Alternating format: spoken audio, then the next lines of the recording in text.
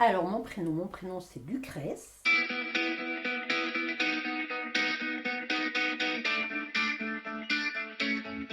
Une personne attentionnée vis-à-vis des autres, mais têtue et bornée quand je veux suivre un objectif.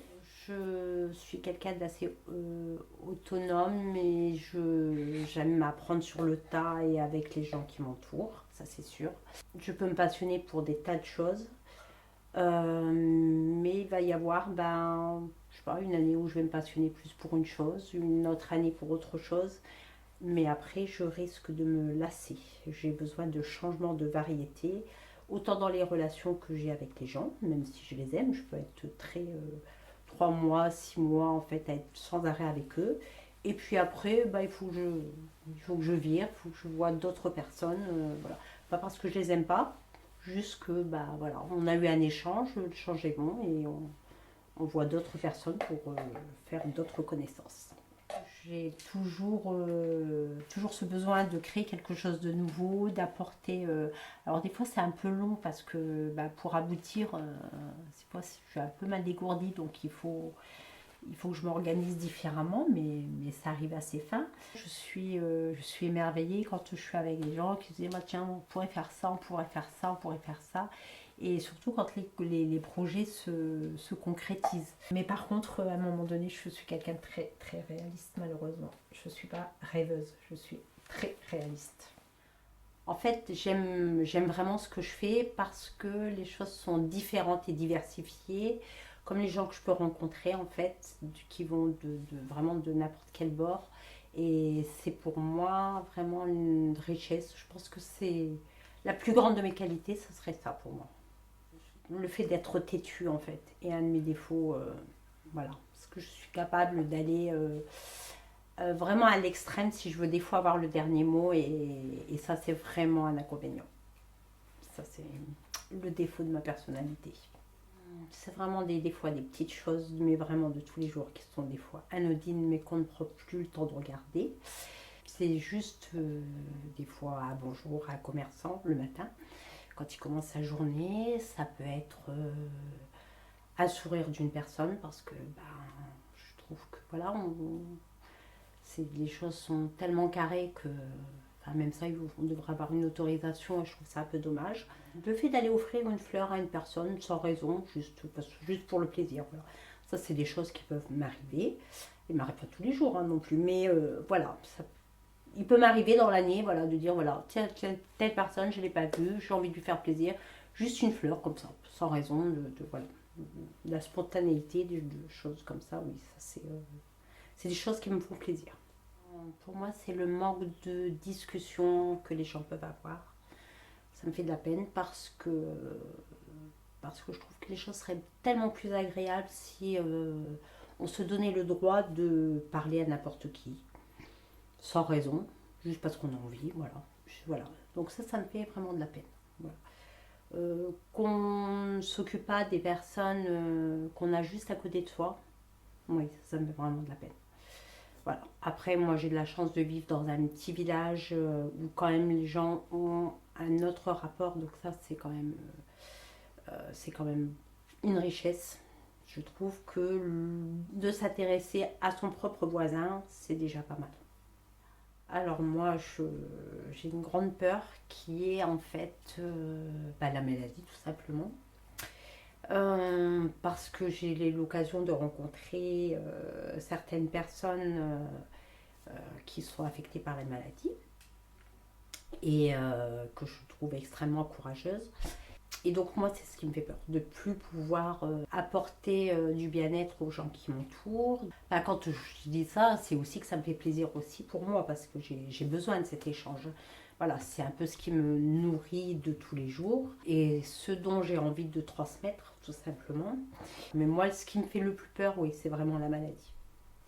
Ce qui me met en colère, c'est beaucoup la télévision, parce que la télévision, je trouve que elle a pris une ampleur assez phénoménale sur l'ensemble des citoyens, et qui sont capables de faire transmettre une peur, enfin, faire véhiculer certaines choses qui ne sont pas toujours en phase avec la réalité.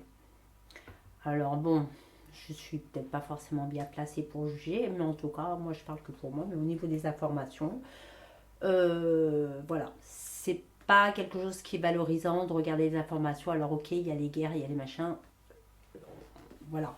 Mais je pense que déjà, si on s'occupe de soi, de faire des gens de proximité, euh, enfin, je sais pas, je trouve que dans les informations, c'est toujours, ou dans le dramatique, voilà.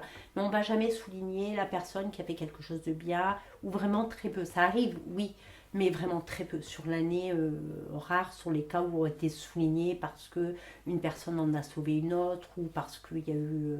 voilà. Et ça, je trouve ça extrêmement dommage. Il me semblait que dans le temps, c'était plus facilement souligné que maintenant. Voilà. Ça, c'est vraiment quelque chose qui me met en colère. Voilà. C'est le non-respect de la vie privée.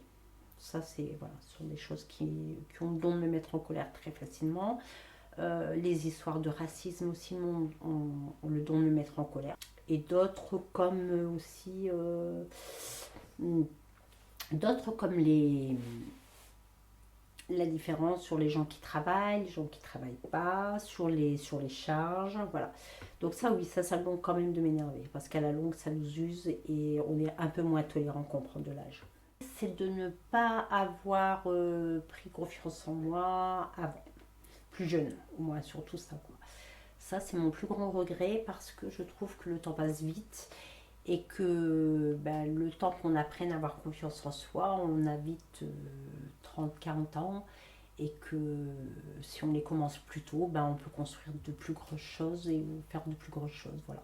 Mais après, tout est relatif ben, aux gens qu'on rencontre, à son enfance, la vie familiale. Voilà, il n'y a pas. Après, il y a les compétences, puis après, il y a tous les petits à côté qui font que. Voilà, ça c'est un peu mon regret. Alors mes atouts, ça je sais que c'est le côté diversité où j'aime m'intéresser à beaucoup de choses, beaucoup de gens, tout me plaît. Mais il faut que je change parce que je m'ennuie, parce que tout ce qui est routinier, ça me barbe. Voilà, je, je vais vraiment aimer que ce soit ou en musique ou en personne avec qui je vais rencontrer. Il faut que ça, cette diversité de tout milieu, de toute opinion, en fait, c'est vraiment le côté qui va vraiment me plaire, quoi. Je pense que je suis capable de faire des choses, d'apprendre à faire des choses que je souhaite pas forcément, mais que je ferai pour obtenir un résultat. Enfin là, je parle par exemple pour ma maison, voilà, d'être amenée à reconstruire une maison pour montrer à mes enfants qu'à n'importe quel âge on peut reconstruire, qu'on peut apprendre. Et que voilà, on ne va pas rester sur le je sais ou je sais pas faire. Voilà, c'est tu sais pas faire, mais tu peux apprendre. Voilà, même si tu le fais mal, mais c'est pas grave, mais tu apprends, tu peux le faire. L'important c'est de le faire. Donc ça c'est une force, c'est un atout physique en fait.